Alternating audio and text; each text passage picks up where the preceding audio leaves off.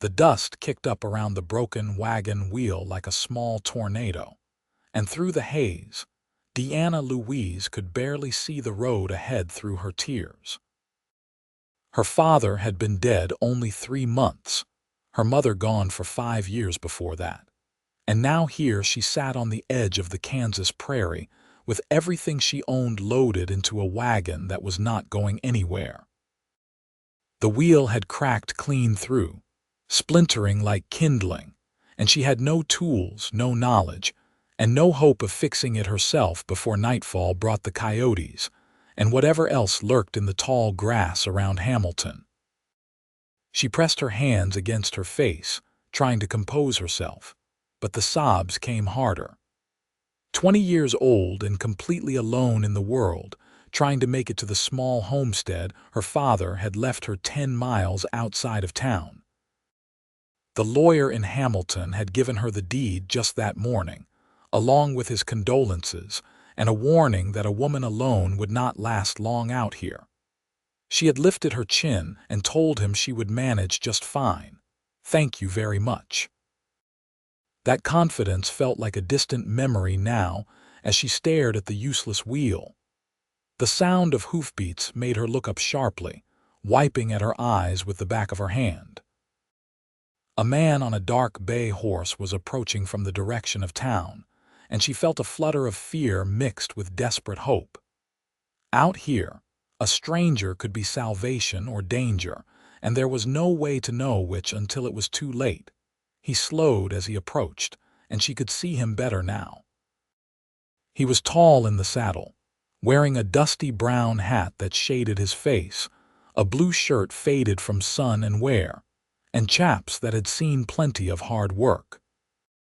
A coil of rope hung from his saddle, and there was a rifle in a scabbard, though his hand stayed easy on the reins as he stopped a respectful distance away. "Madam," he said, touching the brim of his hat. His voice was low and rough like gravel underfoot. "Looks like you have got some trouble there."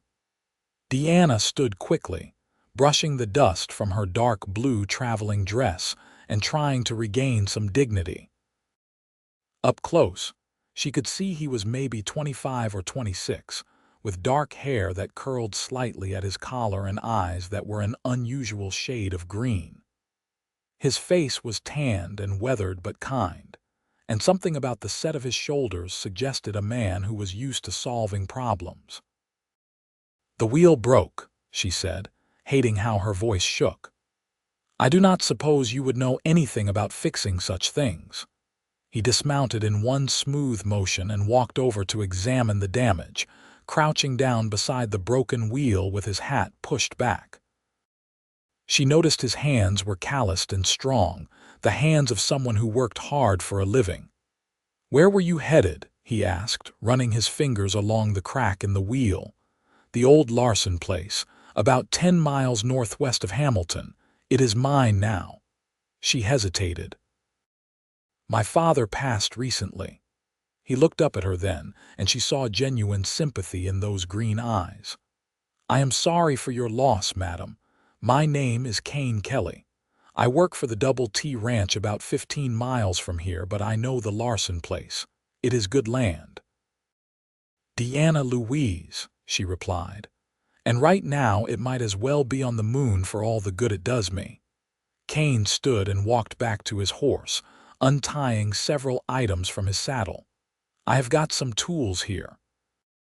The wheel cannot be fixed properly out here on the road, but I can rig something that will get you home. Might take an hour or so." Relief flooded through her so powerfully that fresh tears threatened. "I would be so grateful. I can pay you, though not much." "Did not ask for payment," he said simply, already pulling the wagon up with a jack he had produced from his saddlebag. "Anybody decent would do the same."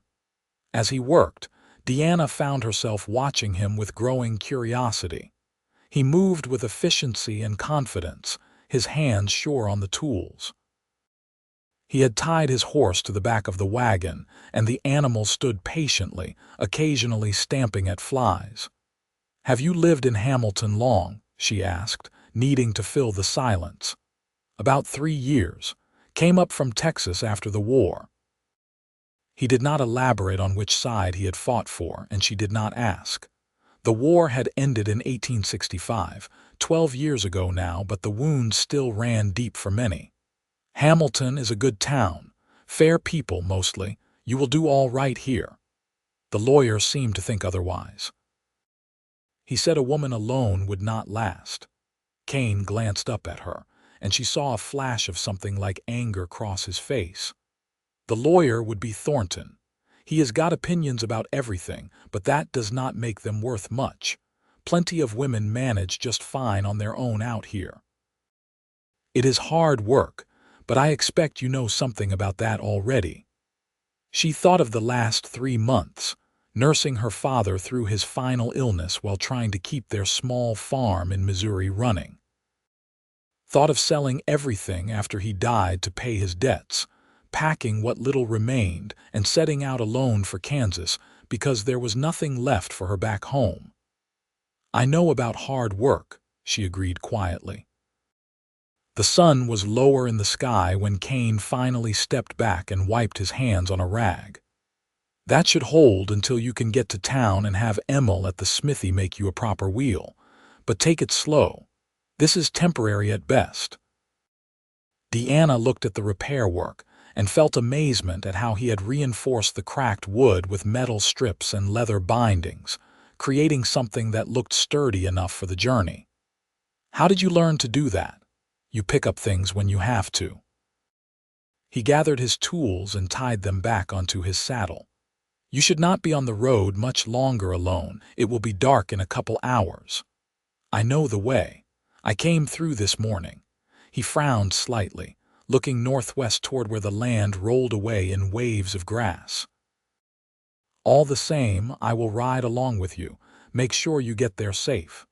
Deanna felt she should protest, should insist she could manage alone, but the truth was she felt safer with him there. I would appreciate that, Mr. Kelley. Just Kane is fine. She climbed back up onto the wagon seat, gathering the reins in hands that had stopped shaking. Kane mounted his horse and fell in beside the wagon, riding at an easy pace that matched the slow progress of her team. The horses were tired, she could tell, but they pulled steadily as the wagon began to roll forward. They rode in companionable silence for a while, the prairie stretching out around them in every direction. The grass was green from summer rains, and wildflowers dotted the landscape in splashes of yellow and purple. A hawk circled overhead, riding the wind currents, and somewhere in the distance, she could hear the plaintive call of a meadowlark. What kind of work does your ranch do? Deanna asked after a time. Cattle mostly, some horses. The owner, Tom Turner, he has got about 1,500 head. I am the foreman, so I manage the hands and make sure everything runs smooth. That sounds like a lot of responsibility, he shrugged. It is honest work. Tom is a good man to work for. Fair wages, decent food, and he does not ask questions about a man's past. She heard something in his voice that suggested there were stories there, but she did not pry. Everyone who came west was running from something or towards something, and often it was both. What about you? Kane asked. What are your plans for the homestead? I am not entirely sure yet, she admitted. I know there is a house and a barn and about 80 acres. My father bought it years ago, thinking we would move out here as a family, but then my mother got sick, and after she died, he just never had the heart for it. He leased it to a family, but they moved on last year. I suppose I will see what condition everything is in and go from there. 80 acres is enough to make a living if you work it right. You could run some cattle, grow wheat or corn. The soil is good here. I know more about chickens and vegetable gardens than I do about cattle, she said with a small laugh. But I suppose I will learn. Everyone starts somewhere. The conversation drifted to easier topics after that. Kane told her about Hamilton, pointing out landmarks as they passed and explaining who owned what land. He had a dry sense of humor that surprised her. making wry observations that made her laugh despite her exhaustion. He told her the best places to buy supplies, warned her about the general store owner who would cheat her if she was not careful with her arithmetic, and recommended the church if she was the religious type. Reverend Matthews and his wife are good people, Kane said. They run a sort of welcome committee for newcomers, help folks get settled. That is kind of them. Like I said, Hamilton is a good town, you will fit in fine. The sun was touching the horizon when they finally crested a low rise and Kane pointed ahead. There, that is the Larson place. Deanna felt her breath catch. In the golden light of evening, she could see a small house with a covered porch, a barn that looked sturdy enough, and several other outbuildings scattered across the property. A creek ran along the eastern edge, lined with cottonwood trees that swayed in the breeze. It was beautiful and lonely and hers. It looks better than I expected, she said softly. The Hendersons kept it up pretty well before they left. You will need to check everything over, but the bones are good. They approached slowly, and Deanna could see more details now. The house needed paint, and some of the fence rails were down, but overall, it looked solid. Someone had planted roses along the front of the house, and they had gone wild, climbing up the porch posts in a riot of pink blooms. Kane helped her unhitch the horses and get them settled in the barn.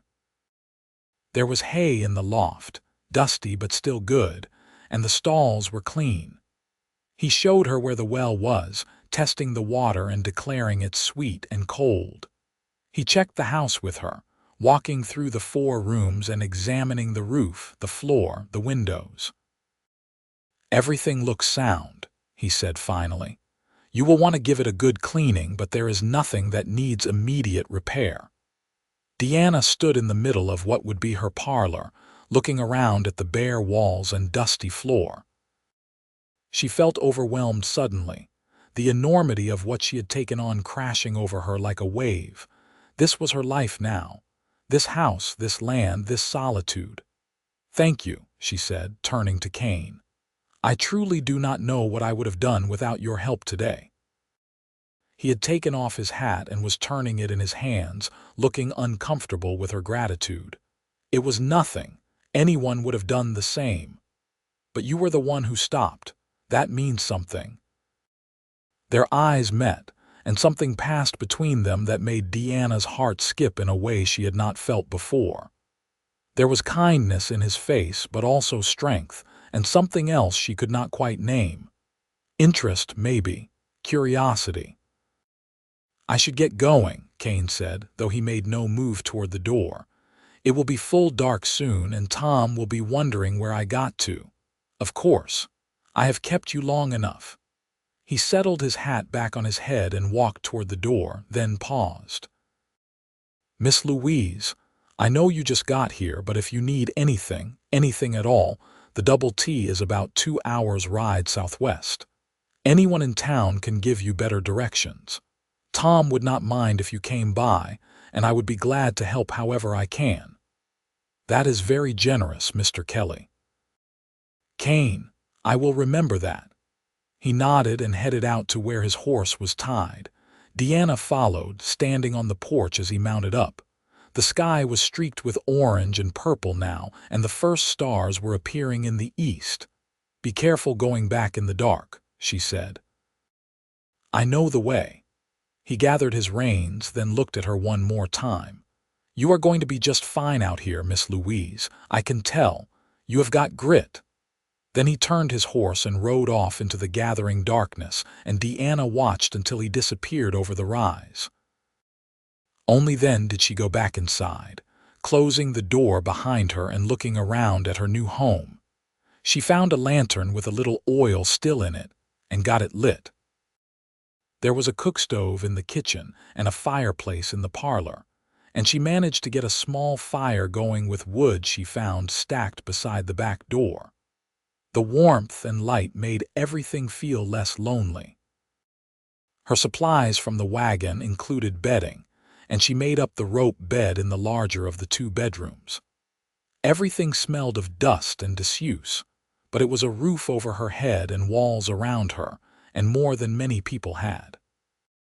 As she lay in bed that night, listening to the unfamiliar sounds of the prairie around her, Deanna found her thoughts returning again and again to green eyes and strong hands, and a voice that had been gentle when he spoke to her. Kane Kelley. She wondered if she would see him again, and found herself hoping very much that she would. Morning came with bright sunshine streaming through the window she had forgotten to cover. Deanna woke disoriented for a moment, then remembered where she was. Her new life. Her new home. She spent the day cleaning, sweeping out years of accumulated dust, wiping down surfaces, checking through all the cupboards and storage spaces. The Hendersons had left behind a few pieces of furniture, including a table and chairs in the kitchen and a rocking chair in the parlor. She found an old broom and made it serviceable, found rags and used water from the well to scrub until her hands were raw by afternoon. She needed supplies. The food she had brought would only last a few more days, and she needed proper cleaning materials, lamp oil, and 100 other things.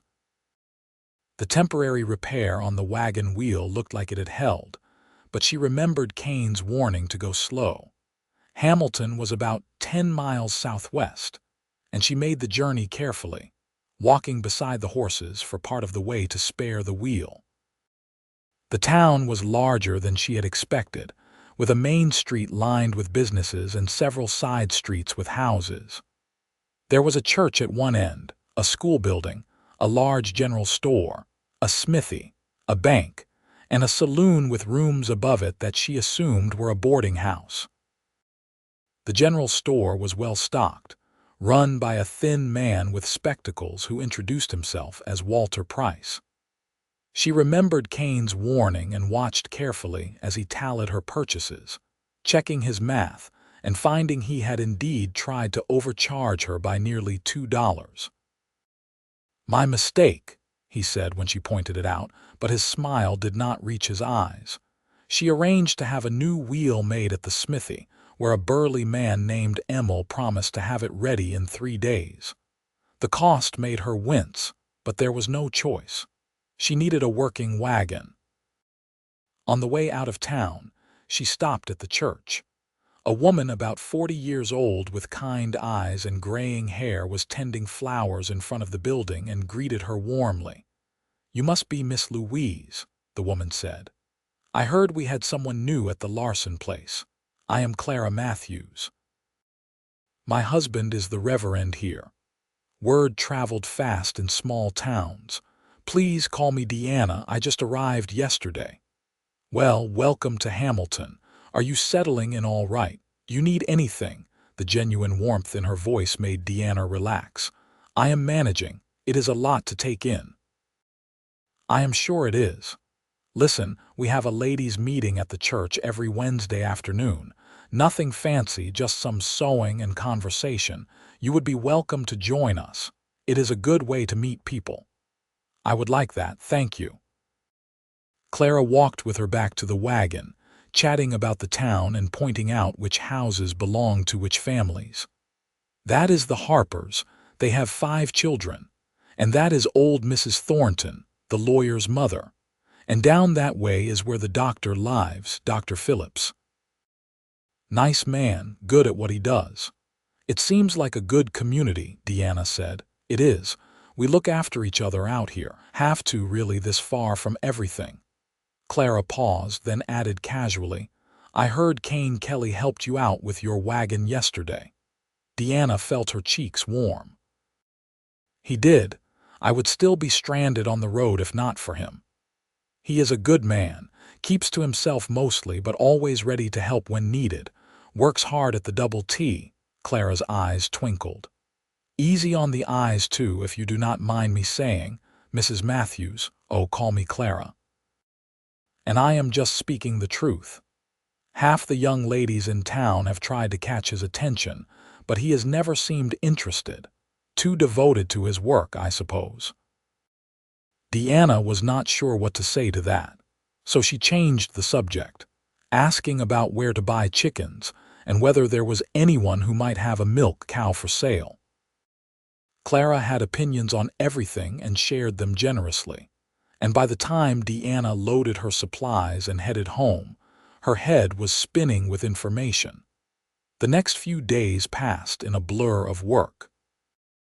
She cleaned until the house gleamed, unpacked her few belongings, and tried to make the space feel like home. She found a vegetable garden plot behind the house, overgrown but salvageable, and spent hours pulling weeds and turning soil. Her back ached and her hands blistered, but there was satisfaction in the work.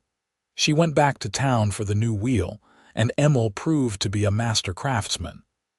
The wheel was perfect, and he insisted on installing it himself, refusing to take any extra payment for the labor.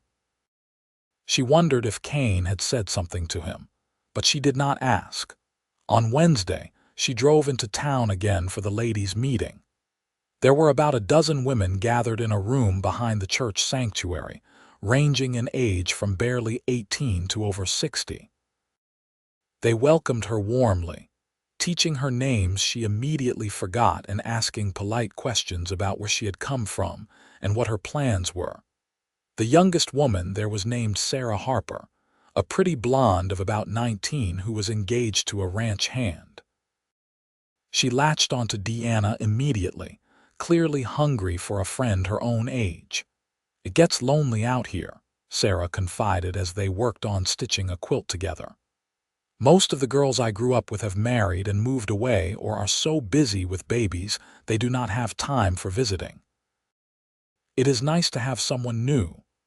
"I am glad to be here," Deanna said, and found she meant it.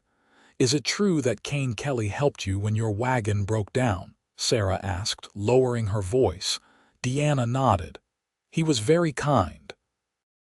"He is never mean," Sarah said, "but he is not exactly friendly either. Polite but distant, you know. My brother works at the Double T and says Kane is the best foreman they have ever had, but nobody knows much about him. He does not talk about his past. Maybe he just values his privacy." "Maybe." Sarah threaded her needle thoughtfully. "Or maybe he has just been waiting for the right person to open up to." Deanna felt her cheeks warm again and bent over her stitching to hide it. She had thought about Kane more than she wanted to admit over the past few days, remembering the way he had looked at her, the gentleness in his hands as he worked, the sound of his voice in the evening air. 2 weeks went by. Deanna established a routine, working from sunrise to sunset on the property. She bought 3 chickens from one of Clara's friends and built a coop to house them. She repaired fence rails and painted the porch. She hired a young man from town to help her clean out the barn properly and muck the stalls. She went to church on Sunday and sat in the back, listening to Reverend Matthews preach about faith and perseverance. People introduced themselves after the service, and she tried to remember names and faces. The general feeling was one of acceptance, of being welcomed into a community, and it warmed something inside her that had been cold since her father died.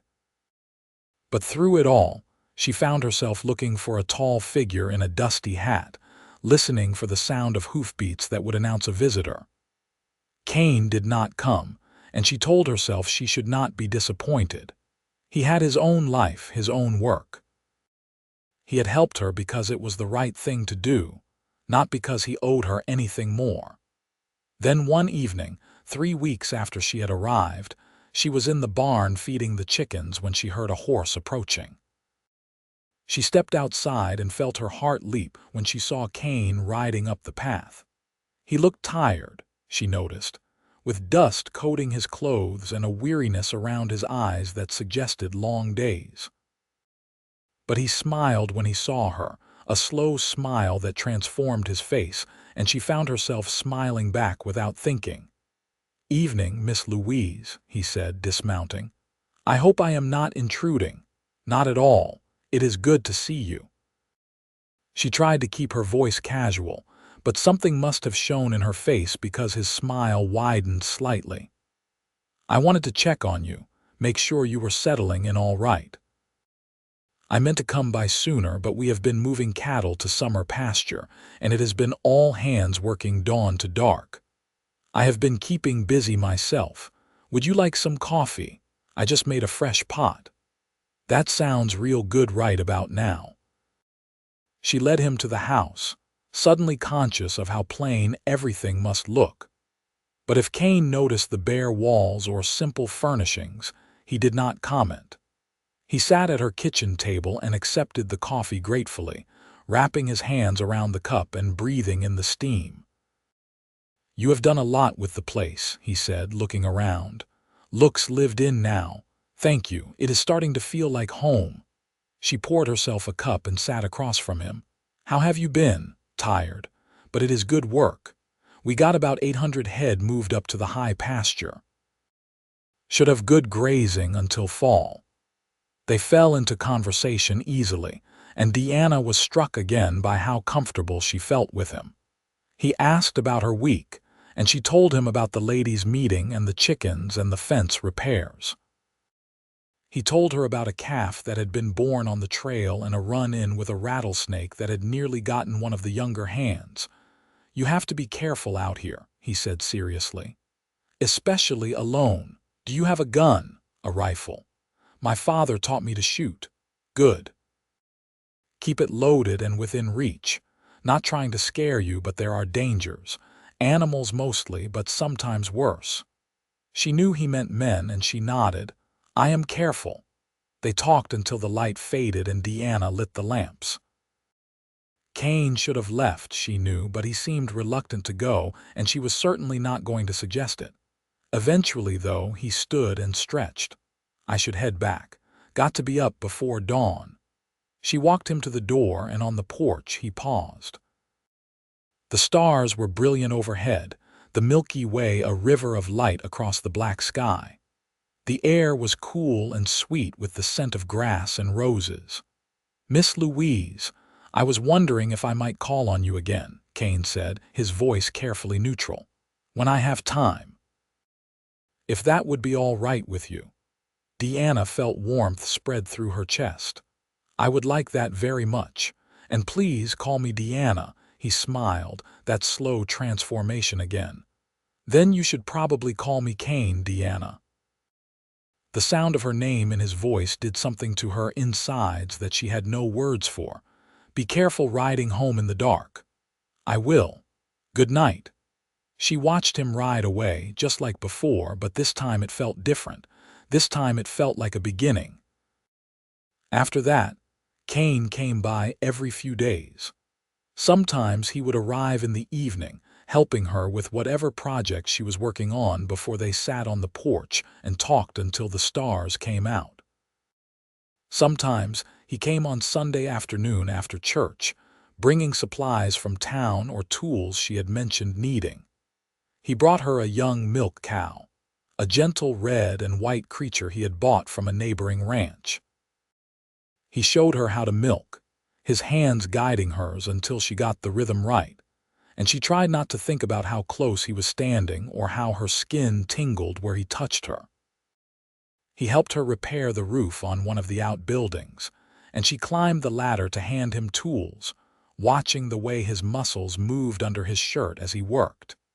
He caught her looking once and grinned, and she felt her face flame.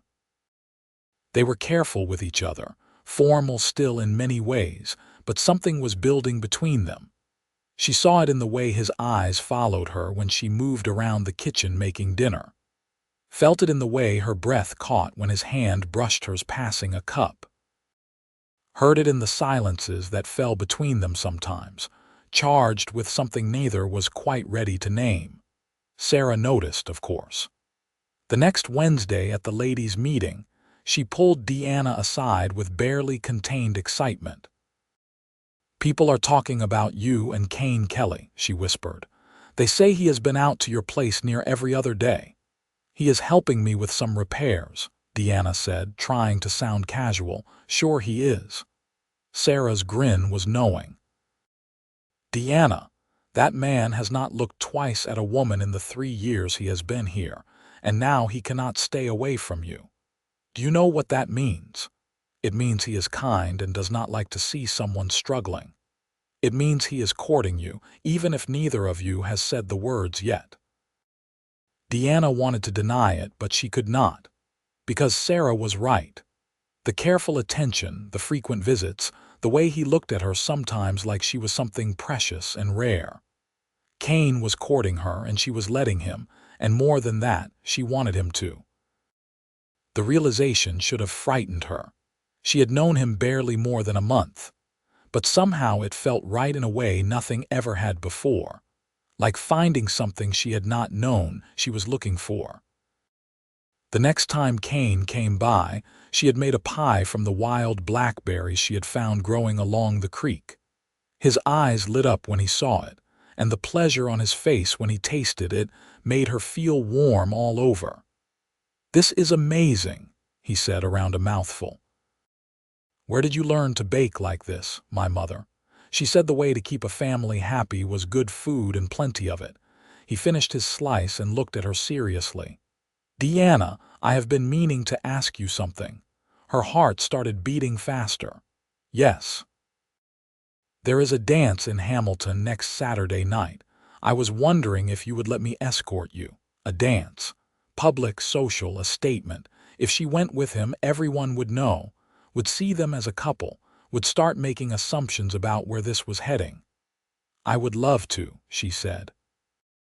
His face broke into a huge smile. "Good. That is good. I will pick you up around 6. 6 is perfect." The week until the dance dragged by slowly. Deanna found herself worrying about what to wear, finally settling on her best dress, a dark green cotton that brought out her eyes.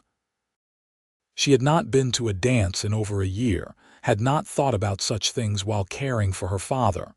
But now, looking at herself in the small mirror, pinching her cheeks for color and pinning up her dark hair, she felt young again. Excited.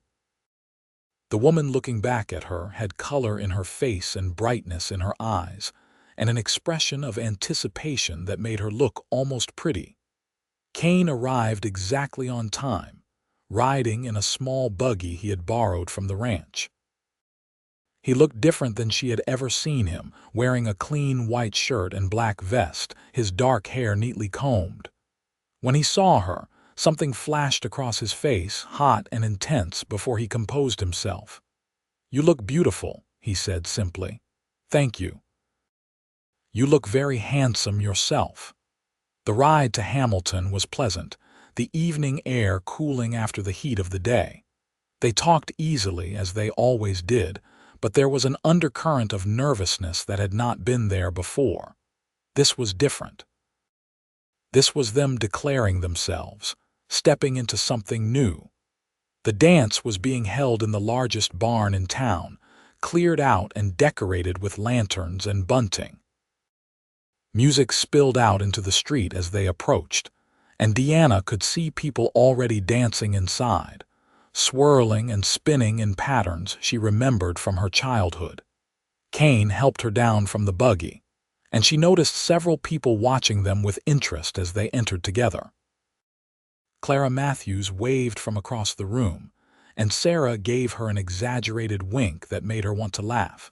Kane led her out onto the dance floor as the band struck up a waltz. She felt nervous suddenly, worried she would step on his feet or make a fool of herself. But then his hand settled on her waist, and his other hand took hers, and they began to move. He was a good dancer, leading her confidently through the steps. She relaxed into the rhythm, letting him guide her, aware of nothing but the warmth of his hand through the fabric of her dress and the way he was looking at her. "I did not know you could dance," she said. "There are a lot of things you do not know about me yet." "Yet." "That suggests you plan to tell me eventually." His eyes grew serious. "I do. If you want to hear it, I do." They danced 3 dances in a row before Kane led her outside for air. Other couples were scattered around talking and laughing, and they found a quiet spot away from the crowd. The music drifted out, softer now, mixing with the sounds of the night. "Deanna, I need to tell you something," Kane said, and the tone of his voice made her nervous suddenly. "About my past. You do not have to, I want to." He took off his hat, running his hand through his hair. "I told you I came up from Texas after the war. What I did not say was that I fought for the Confederacy.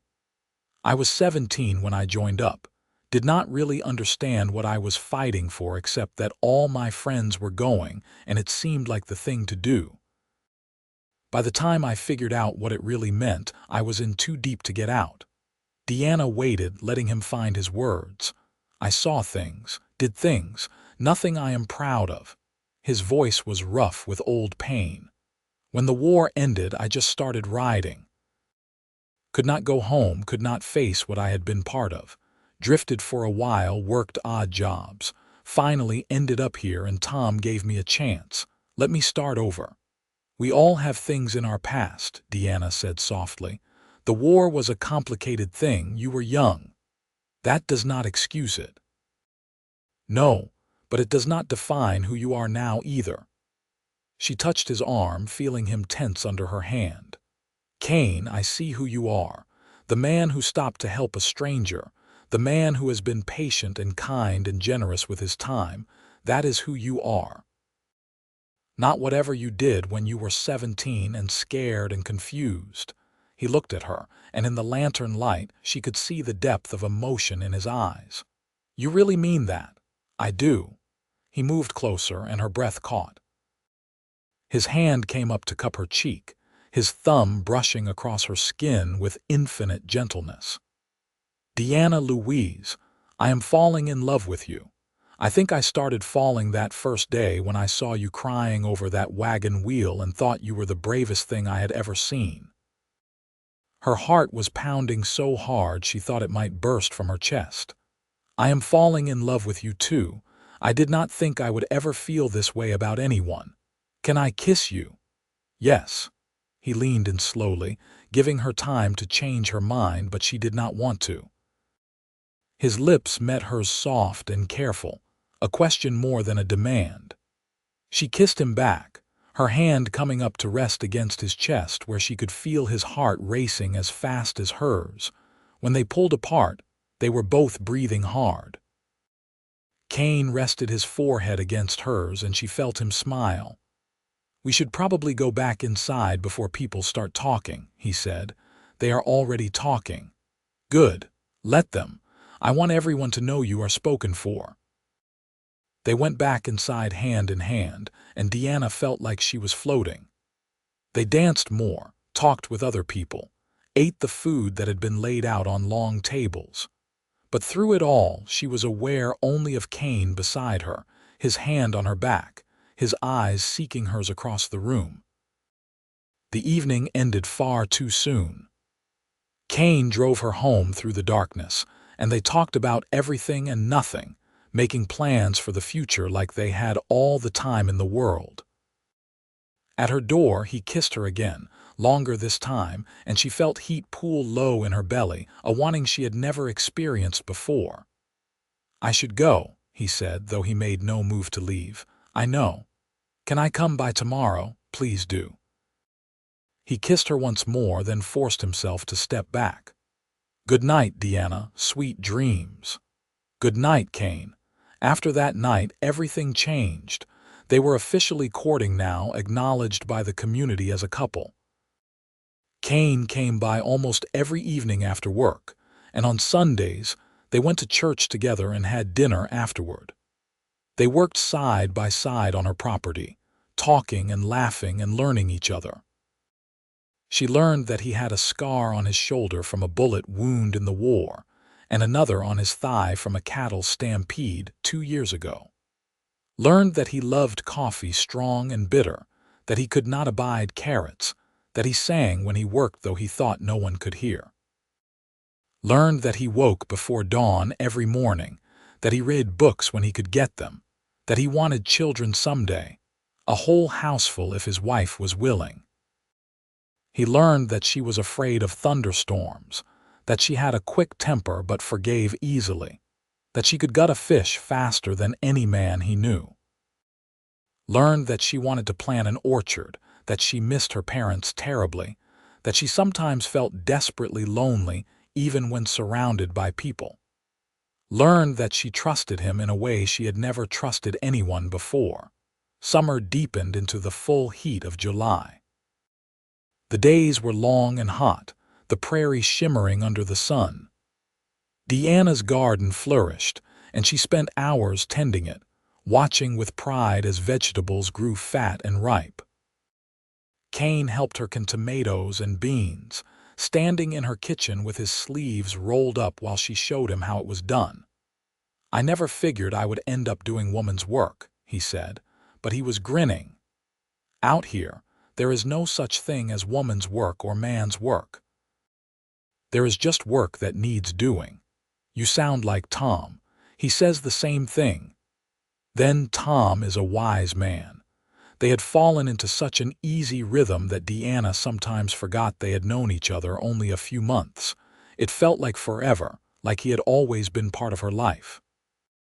She could not imagine her days without him now, without knowing he would appear at some point, that she would hear his voice calling her name, see his smile. But there was a tension building too, an awareness between them that grew stronger every time they touched. They were careful, proper, never crossing certain lines. But Deanna found herself lying awake at night, thinking about his hands on her, wondering what it would be like to be his in every way. She knew what her body wanted. Knew that the ache she felt when he kissed her goodnight was desire, pure and simple. Knew that she wanted more than stolen kisses and careful touches. But she had been raised to believe that certain things waited until marriage, and despite everything, she could not quite shake that teaching. Kane never pushed, never suggested anything inappropriate. But she saw the want in his eyes sometimes, the way his jaw clenched when he pulled away from her. He was holding himself back, being a gentleman, and she loved him for it even as she wished he would just throw caution to the wind and kiss her senseless. In late July, during a particularly hot afternoon, Kane came by looking serious. He found her in the garden, and the expression on his face made her heart sink. "What is wrong?" she asked immediately, wiping dirt from her hands. "Nothing is wrong exactly. I just need to talk to you about something." He helped her to her feet. "Can we go inside? It is too hot out here." She led him into the house, which was marginally cooler with the curtains drawn. She poured glasses of water from the pitcher she kept in the well house, and they sat at the kitchen table. "The thing is," Kane said, staring at his glass, "Tom is sending me to Denver next week. There is a cattle auction and he wants me to buy some breeding stock. It is a good opportunity, but it means I will be gone for about 2 weeks, maybe longer. 2 weeks. It sounded like an eternity. That is good for you. I mean that he trusts you with that. I do not want to go." He looked up at her. "I do not want to leave you. I will be fine. I have managed before." "I know you can manage. That is not what I mean." He reached across the table and took her hand.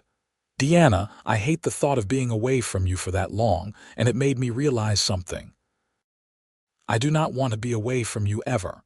I want to come home to you every night, want to wake up next to you every morning, want to build a life with you." Her heart was pounding again, hope and fear and excitement all tangled together. "I know we have not known each other long," he continued. "But I know what I feel. I love you. I want to marry you, Deanna, if you will have me." She felt tears prick her eyes. "Are you asking me?" He got up and moved around the table, kneeling beside her chair. "Deanna Louise, will you marry me? Will you let me spend the rest of my life loving you and being loved by you?" "Yes." The word came out as barely more than a whisper. "Yes, Kane, I will marry you." He stood and pulled her into his arms, kissing her with an intensity that made her knees weak. She wrapped her arms around his neck, kissing him back with all the love and want and joy that filled her heart. When they finally broke apart, they were both laughing and crying at the same time. "We should go to town," Kane said. "Tell Reverend Matthews, see when he can perform the ceremony." "Now, is that all right?" she laughed. "I suppose the garden can wait." They drove to Hamilton in the borrowed buggy, holding hands the whole way. The Reverend was at the church, working on his sermon for Sunday, and his face lit up when they came in together. "Well, you two look like you have got good news," he said. "We would like to get married," Kane said. "As soon as possible. Would you be willing to perform the ceremony? I would be honored. Do you have a date in mind?" They looked at each other. "Before I have to leave for Denver," Kane said. "So sometime in the next week." "That is fast," Reverend Matthews said carefully. "Are you sure? There is no need to rush into anything." "We are sure," Deanna said firmly. "Neither of us wants a long engagement." "All right then. How about Saturday?" "That gives you a few days to make arrangements and for me to post the banns." Saturday was 5 days away. 5 days and she would be married. The thought made her dizzy with happiness. They went next to see Clara, who was delighted by the news and immediately started planning. "You will need a dress," she said, "and a cake and flowers. Oh, there is so much to do." "I want something simple," Deanna said. "Nothing fancy, just family and close friends. Simple I can do, but you still need a dress and you are wearing my mother's veil. She would have wanted that." The next few days passed in a blur. Sarah and several other women from the church helped Deanna alter a dress that Clara loaned her, a beautiful cream-colored cotton with lace at the collar and cuffs. Emil's wife, who was known for her baking, made a cake. Someone else provided flowers from their garden. Kane went to the general store and bought a gold wedding band, and Deanna bought one for him with the last of her savings. They did not care that they were simple, plain. They would carry the meaning of their vows, and that was all that mattered. Tom Turner gave Kane the rest of the week off, insisting that a man should not have to work right before his wedding. Kane spent the time at Deanna's homestead, fixing up the house and making improvements. He built a new chicken coop, replaced some boards on the barn, painted the porch posts.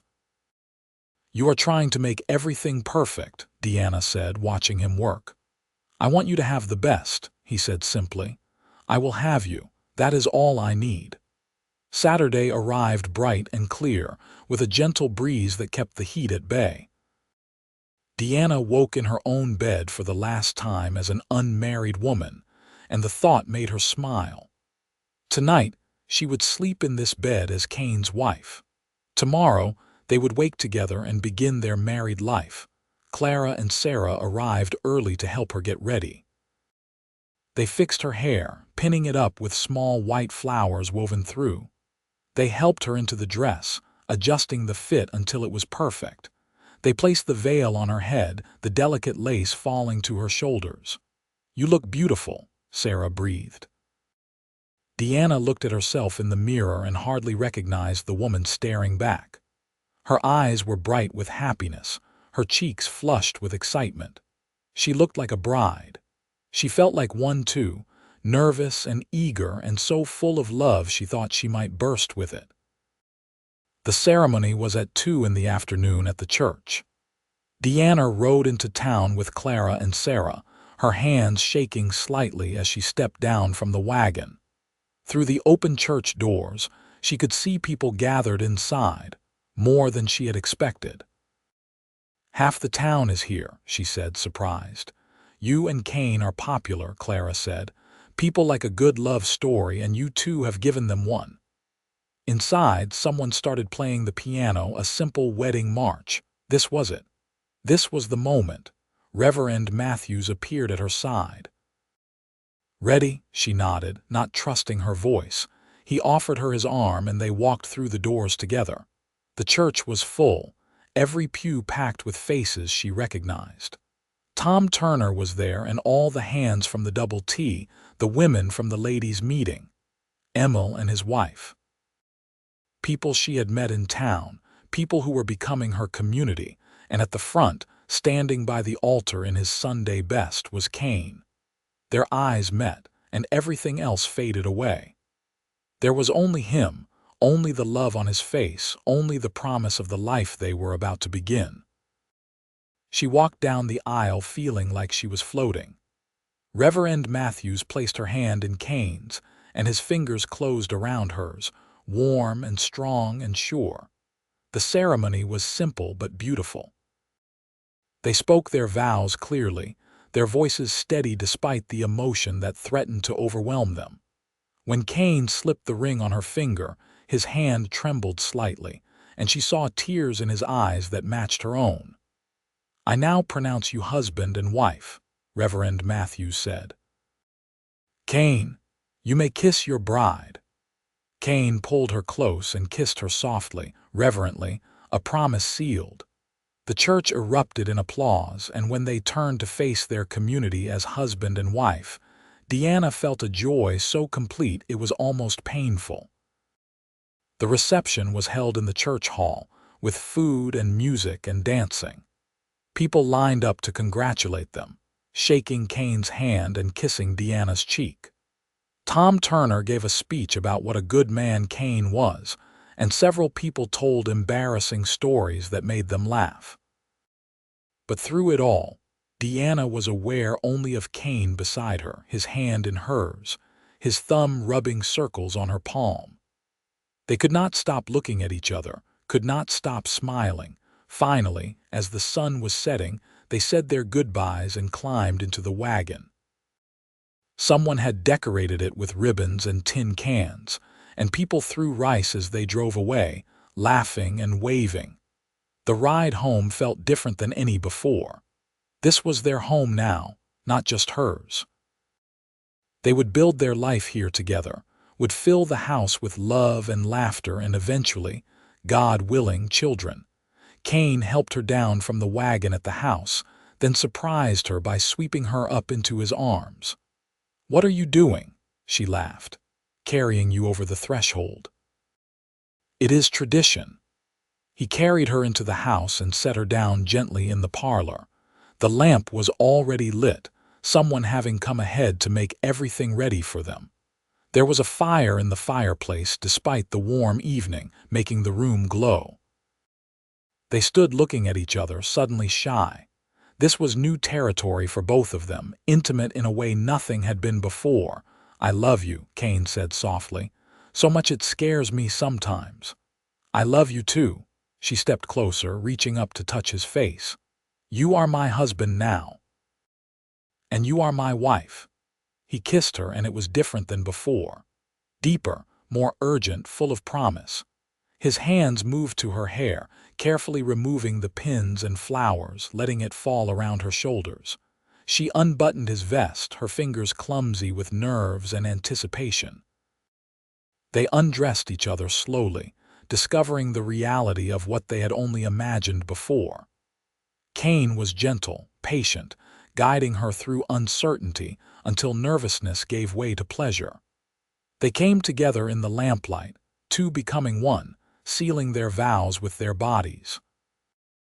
Afterward, they lay tangled in her bed that was now their bed, talking quietly and touching with the wonder of new discovery. Kane traced patterns on her skin, and she ran her fingers through his hair, marveling that he was really hers now. "I have never been this happy," she whispered. "Me neither. I did not know I could feel like this." They talked until they fell asleep in each other's arms, and when Deanna woke in the deep night, she felt Kane beside her, solid and warm and real.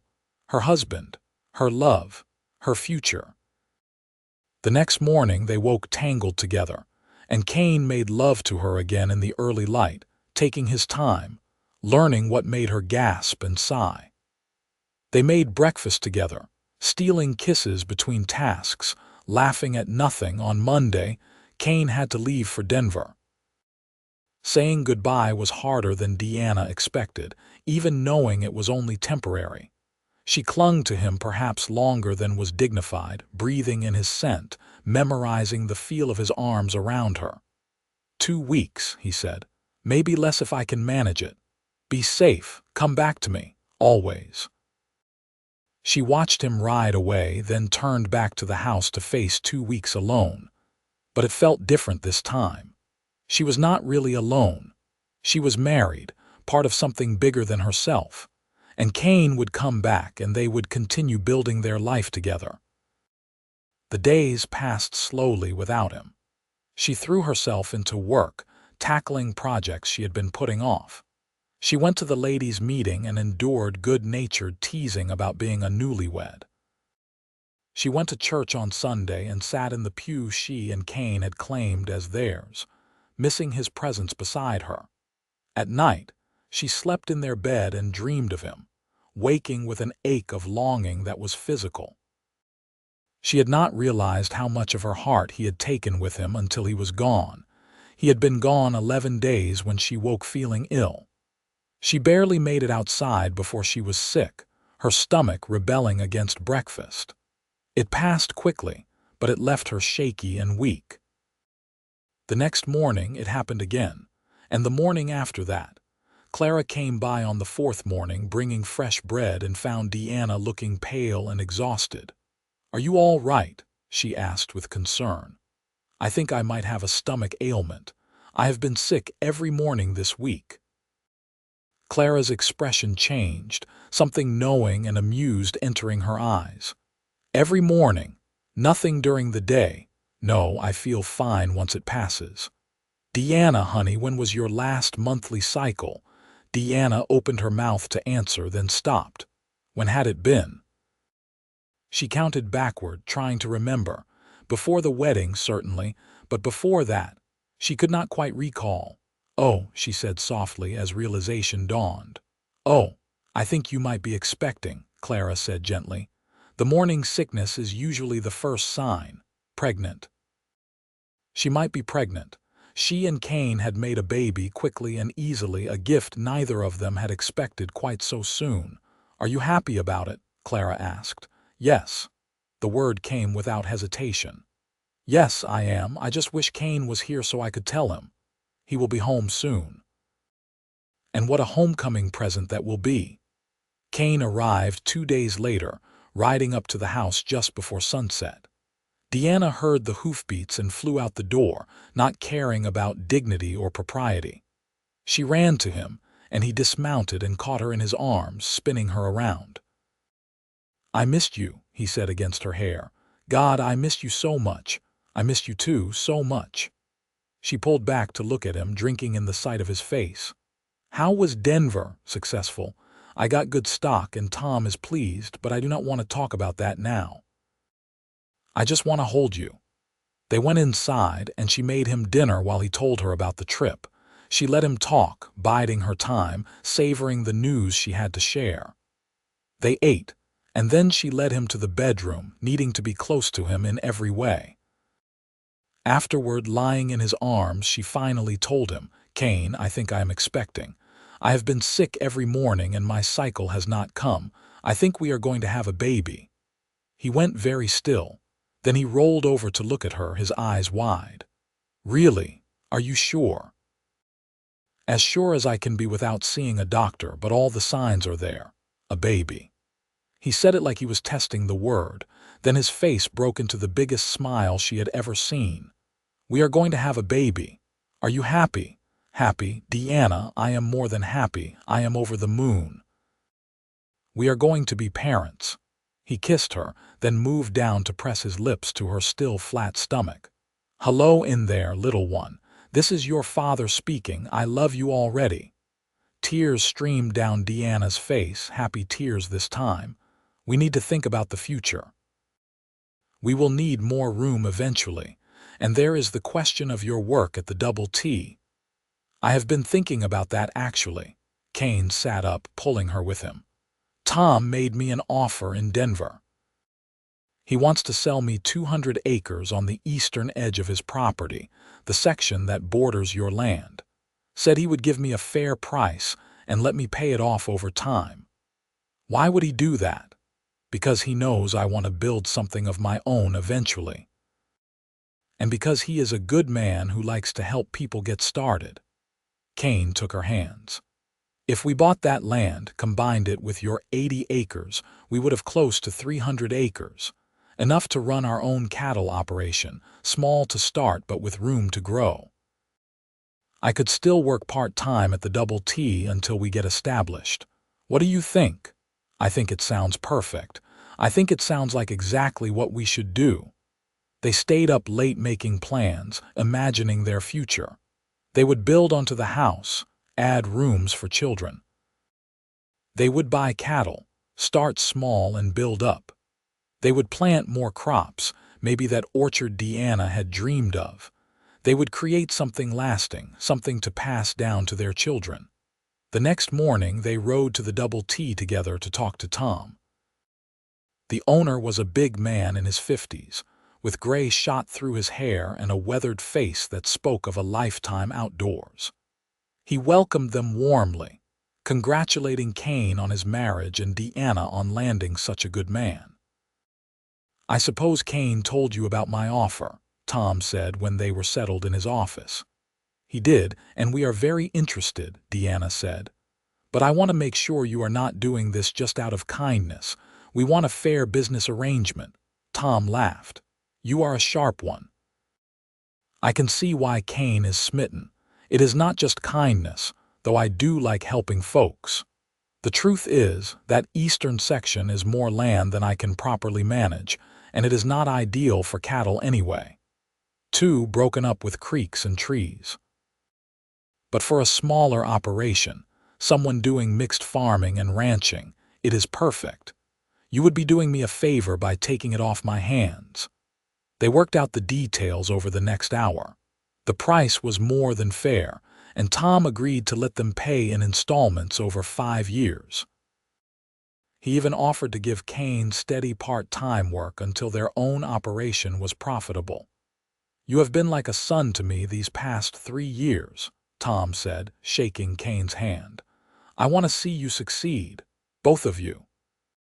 They left the Double T with the agreement settled, and their future suddenly spread out before them like a map. On the ride home, Kane was nearly vibrating with excitement, talking nonstop about all the possibilities. "We will need to move the cattle in the spring, build some new fencing. Maybe hire a hand or two once we get big enough. We could grow hay on your bottomland, use it for winter feed, and your garden we should expand that. Can more vegetables. Maybe get some pigs, chickens, a few more cows."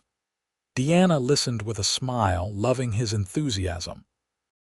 This was a new side of Kane, the dreamer, the planner. He had spent so long working for someone else that having his own place, his own future to build, had unlocked something in him. The fall passed in a blur of activity. Kane worked at the Double T 3 days a week and spent the rest of his time at their homestead, preparing for winter and the baby. He insulated the house, chopped wood until they had a mountain of it stacked beside the barn. He built a cradle in the evenings, his hands careful on the wood, sanding it smooth so nothing could hurt their child. Deanna continued working as long as she could, though the pregnancy made her tired. By November, she was showing clearly, her belly rounding under her dresses. Kane loved to put his hands on her stomach, feeling for the baby's movements, his face lighting up every time he felt a kick. "Strong," he would say. "This one is going to be strong." They spent Thanksgiving with Tom and several of the hands from the Double T, a boisterous meal full of laughter and good food. Christmas was quieter, just the two of them in their home, exchanging simple gifts and making love by the fireplace. As winter deepened, Kane refused to let Deanna do anything strenuous. He took over most of the chores, coming in from the cold with his nose red and his hands icy, letting her warm him up with hot coffee and kisses. "You are spoiling me," she protested. "Good. You are carrying my child. You should be spoiled." In February, during a brief warm spell, they rode out to look at their new land. Tom had given them the deed, and walking the boundaries together, imagining where they would build fences and how they would use the space, made it all feel real. "Our land," Kane said, pulling her close. "Ours to do with as we please, to build on and pass down. I never thought I would have something like this." "We will make something good here," Deanna said, "for us and for our children." The baby came in late March, during a spring rainstorm that turned the roads to mud.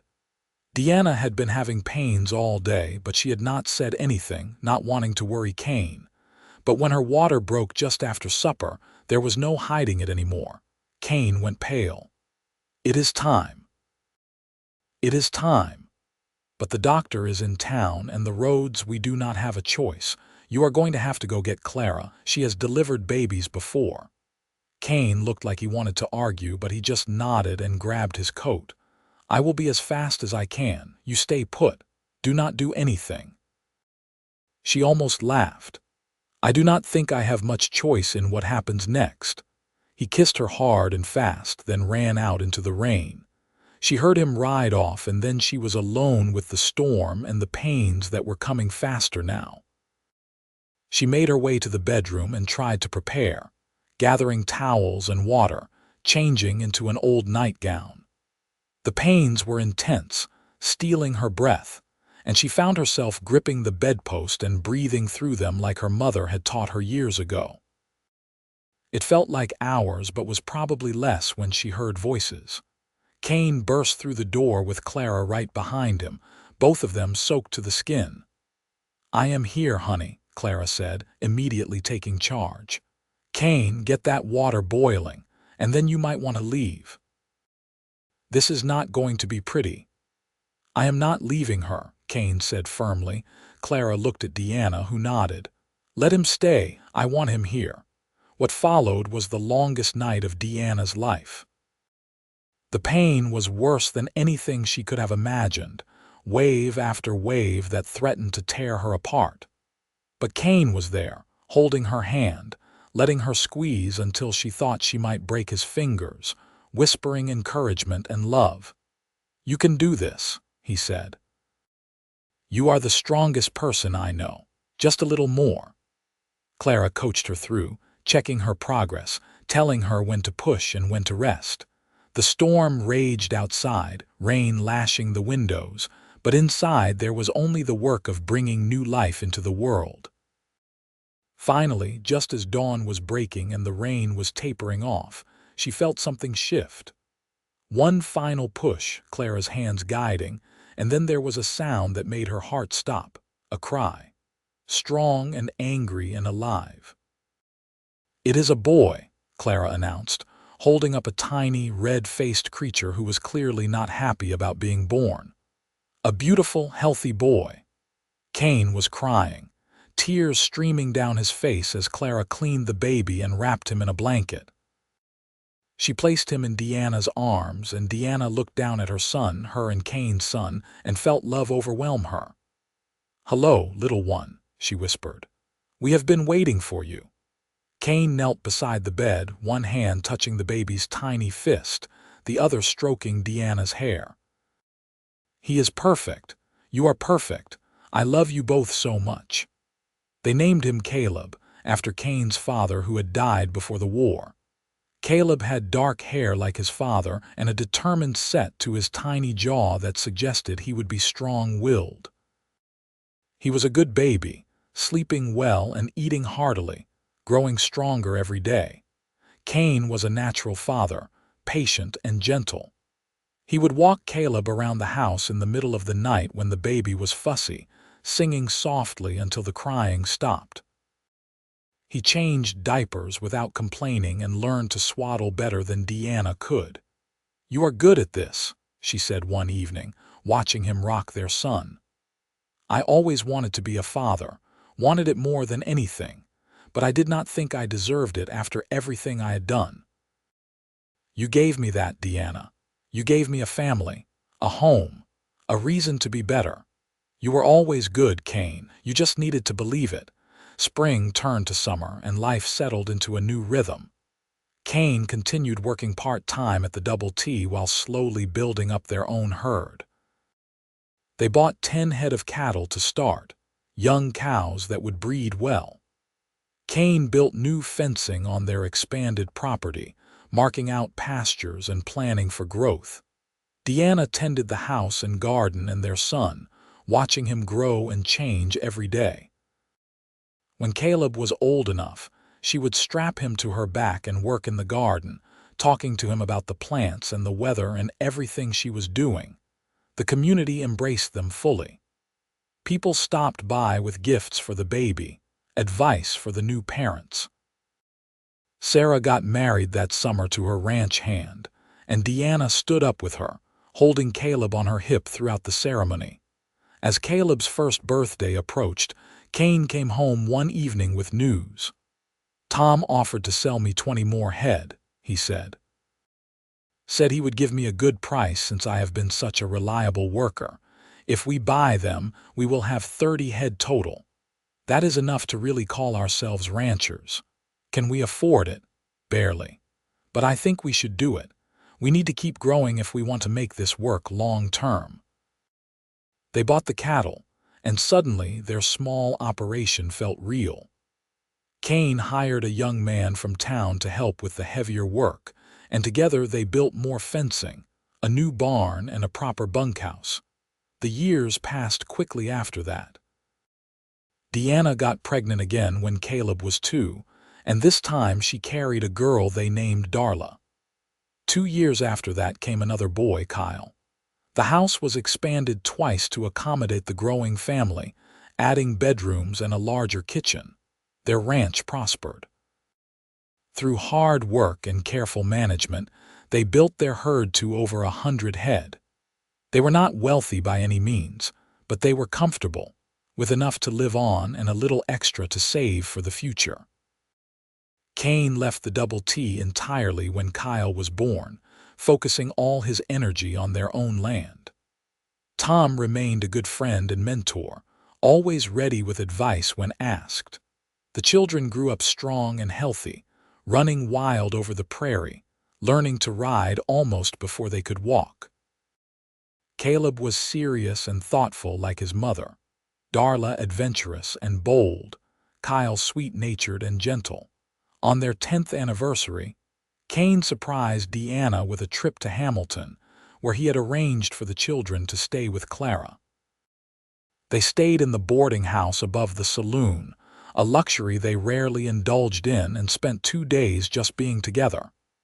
10 years, Kane said that night, holding her close. "Can you believe it has been 10 years? It feels like yesterday and forever at the same time," Deanna said. "Do you remember the day we met? Every detail. You were crying over that broken wagon wheel, and I thought you were the most beautiful thing I had ever seen. I knew right then that my life was about to change. I was terrified when you stopped, thought you might be dangerous. Instead, you were my salvation. We saved each other, I think." They made love that night with the urgency of young lovers, despite the years and the children and the routine of daily life. Their passion for each other had not dimmed with time. If anything, it had deepened, enriched by shared experience and partnership. More years passed. Caleb grew into a young man who wanted to be a rancher like his father. Darla announced at 14 that she was going to be a teacher, shocking no one who knew her love of books. Kyle remained undecided, happy to help wherever he was needed. Kane's hair started to gray at the temples, and lines appeared around his eyes from years of squinting into the sun. Deanna found silver threading through her dark hair and laugh lines on her face. They wore their age well, she thought, evidence of a life fully lived. When Caleb turned 18, Kane offered him a formal partnership in the ranch. They drew up papers making him part owner, giving him a stake in the future. Caleb signed with tears in his eyes, understanding the gift he was being given. "I will make you proud," he promised. "You already have," Kane said. Darla left for school in the city when she was 19, breaking their hearts a little but making them proud beyond measure. She wrote letters every week, full of her studies and her plans. She came home for summers and holidays, filling the house with her energy and stories. Kyle decided he wanted to be a veterinarian, caring for animals. They sent him to school too when he was old enough, watching with pride as their children became adults with their own dreams and paths. But the ranch remained the heart of everything, and Kane and Deanna remained at its center. They worked side by side every day, partners in all things. Sometimes, in quiet moments, they would look at each other and smile, remembering that day on the road when everything began. "I love you," Kane would say, as naturally as breathing. "I love you too," Deanna would reply. "Always." When Kane turned 50 and Deanna 48, they threw a party. Their children came home, bringing friends and partners. The house and yard were full of people, 3 generations celebrating together. There was food and music and dancing, and watching her family, Deanna felt a contentment so deep it almost hurt. Later, when the last guests had left and the children had gone to bed, Kane and Deanna sat on the porch they had painted together so many years ago. The stars were brilliant overhead, the same stars that had shone the night he proposed, the night they married, every night of their life together. "No regrets?" Kane asked, taking her hand. "Not a single one. You. Only that I did not find you sooner." She leaned against him, and they sat in comfortable silence, listening to the night sounds of the prairie. An owl called from the cottonwoods. Somewhere in the distance, a coyote sang. The wind whispered through the grass. "Tell me again," Deanna said softly, "about the day we met." And Kane did, his voice low and warm in the darkness, telling her the story she never tired of hearing. About a woman crying over a broken wagon wheel and a cowboy who stopped to help. About fixing what was broken and following her home. About falling in love on the Kansas prairie and building a life that exceeded their wildest dreams. It was their story, and it was beautiful, and it was theirs. Years continued to pass, marked by the turning of seasons and the milestones of family life. Caleb married a girl from town, a smart young woman named Margaret who fit into the family as if she had always been there. They built a house on the eastern section of the property, not far from where Kane and Deanna had first walked their new land together. Darla came home from school with a husband in tow, a fellow teacher named James who was kind and bookish and completely devoted to her. They settled in Hamilton, where Darla took a position at the school and James at the new high school that had been built. Kyle finished his veterinary training and returned to set up practice in town, becoming the first veterinarian Hamilton had ever had. He remained unmarried, married to his work, he joked, though Deanna suspected he just had not found the right person yet. Grandchildren came, squalling and perfect. Caleb and Margaret had 3, 2 girls and a boy. Darla and James had 2, both boys. The ranch house that had once seemed too big now felt too small when everyone came for Sunday dinners and holidays. Kane built another addition, creating a large dining room that could accommodate the whole family. He was in his 60s now, his hair fully gray, his movements a little slower than they once were. But he was still strong, still working the ranch every day alongside Caleb and the hands they now employed. Deanna had her orchard finally, a dozen fruit trees that produced apples and pears and cherries. She made pies and preserves, teaching her granddaughters the recipes her mother had taught her. She tended a massive garden that fed not just their family but half the county, sharing generously with anyone who needed it. They became pillars of the community, the kind of people others looked up to. Kane served on the town council for several years. Deanna organized charity drives and taught Sunday school. They were known as fair, honest, hardworking people who had built something from nothing through determination and love. On quiet evenings, they still sat on the porch together, holding hands and watching the sunset. They talked about everything and nothing, comfortable in the silences that had grown between them over decades of marriage.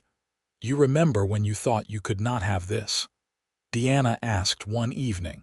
"When you thought you did not deserve a family?" "I remember. I was a fool."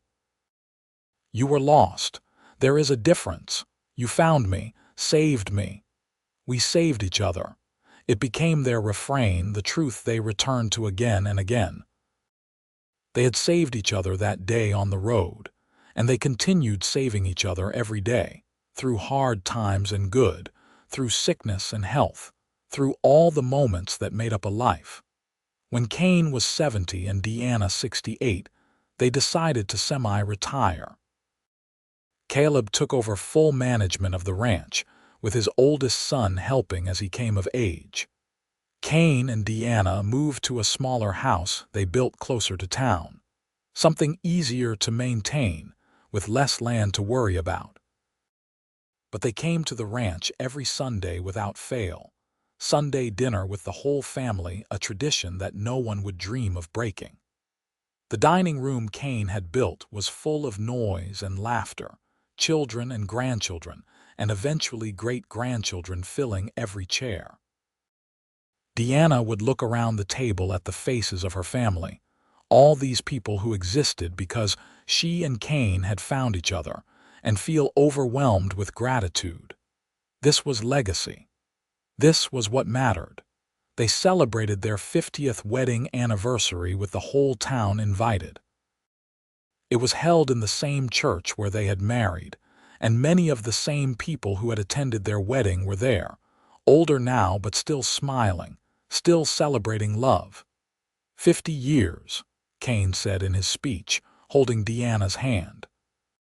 50 years ago, I found a woman crying over a broken wagon wheel, and I thought I was just helping a stranger. But I was really finding my future, my love, my everything.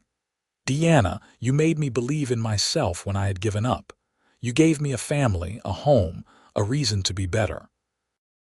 Every day with you has been a gift. Here is to 50 more.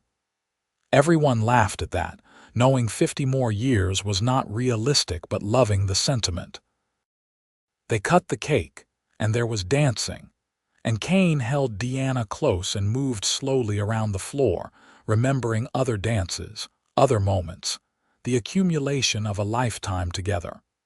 They lived into their 80s, still sharp and engaged with the world. They watched their great-grandchildren grow, saw the ranch continue to prosper under Caleb's management. They saw Hamilton grow from a small frontier town into a proper city, with paved streets and electric lights and all the modern conveniences. But some things never changed. The prairie still stretched to the horizon. The stars still shone with the same brilliance, and they still loved each other with the same intensity they had felt as young newlyweds. When Deanna was 85, she got sick. Nothing dramatic, just a gradual slowing down, a weariness that would not lift. Kane stayed by her side constantly, holding her hand, reading to her, reminiscing about their life together. "I am not afraid," she told him one evening as the light faded outside. "We had a good life, Kane. Better than I ever dreamed possible." "The best life," he agreed, tears streaming down his weathered face. "But I am not ready to let you go, I know, but I will be waiting for you when it is your time. I will be right there, ready to start the next adventure." She died peacefully in her sleep 2 days later, with Kane holding her hand and their children gathered around. The whole town turned out for the funeral, paying respects to a woman who had touched so many lives with her kindness and generosity. Kane was lost without her.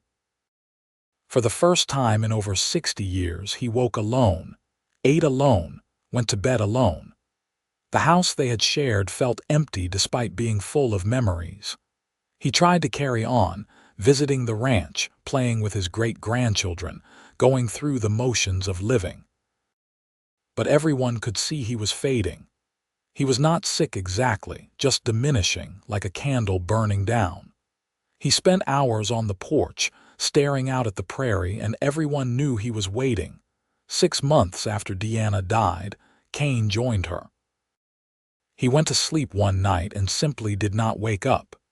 His children found him in the morning, peaceful and still, looking younger somehow, as if death had lifted a burden. They buried him next to Deanna in the cemetery on the hill outside Hamilton, under a large oak tree that provided shade in summer. The headstones were simple but elegant, marking the lives of two people who had loved deeply and lived fully.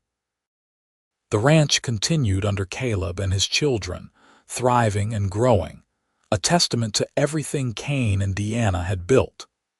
The town remembered them for years, telling stories about the cowboy who fixed a broken wagon wheel and the woman who captured his heart.